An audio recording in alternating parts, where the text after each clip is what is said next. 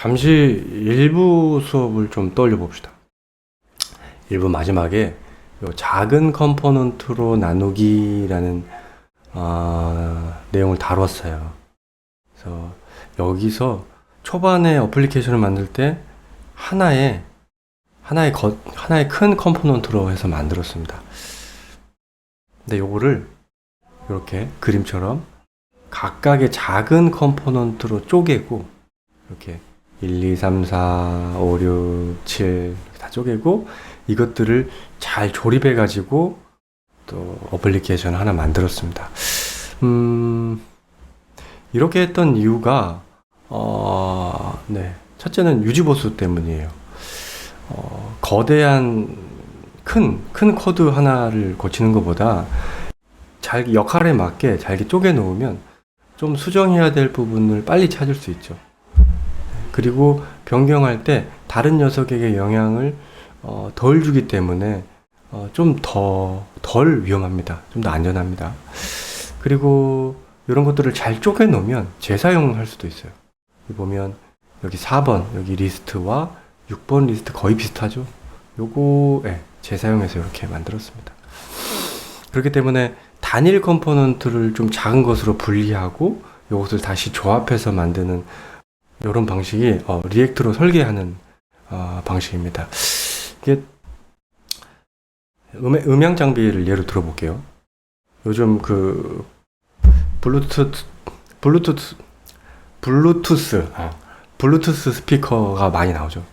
네, 안에 스피커도 있고 사실은 뭐 앰프도 있고 거기에 블루투스 수신기도 있고 뭐 이래요. 요게 사용하기는 편하긴 하는데 한번 고장 나면 고치기가 좀 어렵습니다. 일반인이 직접 까서 고치기에는 너무 어려워요.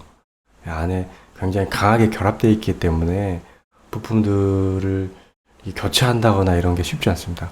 근데 이렇게 올인원 스피커가 있는 반면 좀 이렇게 음향을 즐기시는 분은 앰프도 따로 사고 스피커도 따로 사고 그리고 요걸 연결하는 케이블도 따로 사고 또 필요하면 블루투스 수신기도 사고 라디오까지 사고 뭐 이런 경우가 있어요. 이렇게 하면 돈은 조금 더 들긴 한데 자기가 원하는 음향 시스템을 갖출 수 있죠. 근데 여기서 이제 장점은 뭐 하나 고장이 났다 그러면 쉽게 파악할 수 있어요. 블루투스 접속이 잘 안 되는데 하면 바로 블루투스 수신기를 보고 그냥 그것만 싹 갈아치우면 되는 거죠. 약간 그 리액트 컴포넌트도 그런 방식입니다. 하나의 이 거대한 단일 컴포넌트로만 되어 있으면 빨리 만들 수는 있긴 한데 이거를 유지보수할 때는 조금 난감합니다. 어디가 고장이 났는지 이렇게 파악하는 것도 좀 어렵고 그거를 수정하는 것도 조금 무서워요. 왜냐면 여러 코드들이 강하게 간결합되어 있기 때문에 잘못 수정하면 막 딴 데가 터지고 막 이런 경우가 있죠. 그래서 웬만하면 이렇게 역할에 맞게 작은 컴포넌트로 나누고 그것을 입맛에 맞게 조립해서 UI를 만드는 것이 리액트의 방식입니다. 그래서 이런 것을 리액트로 사고하기라는 장에서 만들어요. 참 안타까운 것이 제가 이 강의를 거의 완성할 즈음에 이 문서가 옛날 것이 되어버렸어요. 더 이상 업데이트 안 한대요. 그래서 이 문서를 봐야 됩니다. 이 문서. 이게 최신 문서여서 사실 이 문서를 추천드리고 그래도 리액트의 핵심 근본적인 그런 지식은 변하지 않아서 이 문서로 강의를 진행하겠습니다. 그래서 여기 보면 리액트로 사고하기라는 장이 있는데 이렇게 단계를 총 5단계로 나눠놨어요. 그래서 1단계가 UI 컴포넌트 계층 구조 나누는 것. 그래서 아까 저 일부 수업에서 했던 것과 비슷하죠. 이렇게 계층 구조로 나누고 2단계는 이제 정적인 버전을 만듭니다. 뭐 API 연동이나 유저 인터랙션 없이 정적인 버전으로 만들고 3단계는 이제 상태를 추가해요. 스테이트를 추가해서 뭔가 변화에 대응할 수 있는 그런 UI를 만듭니다. 그리고 스테이트 위치를 찾는 것도 또 고민거리예요. 어떤 컴포넌트가 스테이트를 갖고 있어야 구조상 균형이 잡히는 건지 그것도 좀 고민을 해야 되고요. 마지막 5단계는 이제 데이터 흐름을 역전시키는 겁니다. 보통 부모에서 자식 컴포넌트로 인자를 이렇게 쭉쭉쭉 전달해요, 데이터를. 근데 반대로 자식이 부모한테 전달해야 되는 경우도 있어요. 네, 그럴 때 그런 경우를 이제 역방향 데이터 흐름 추각이라는 조금 어려운 표현으로 써놨는데 이것도 같이 살펴보겠습니다.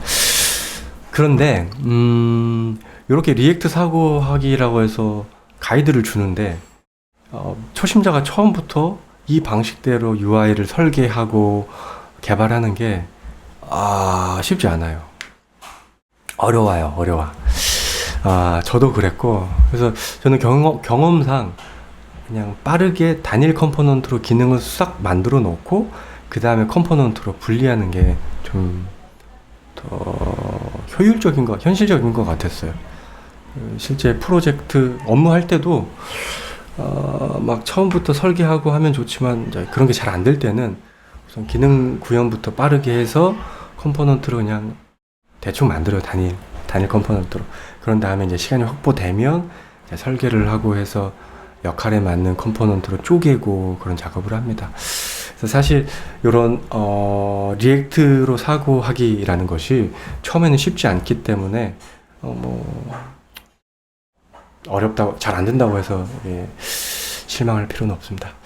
그래서 저는 이제 경험상 큰 컴포넌트를 하나 만들고 그거를 쪼개는 방식도 효과적이어서 일부러 그리고 앱 컴포넌트 하나로 이렇게 만들었습니다.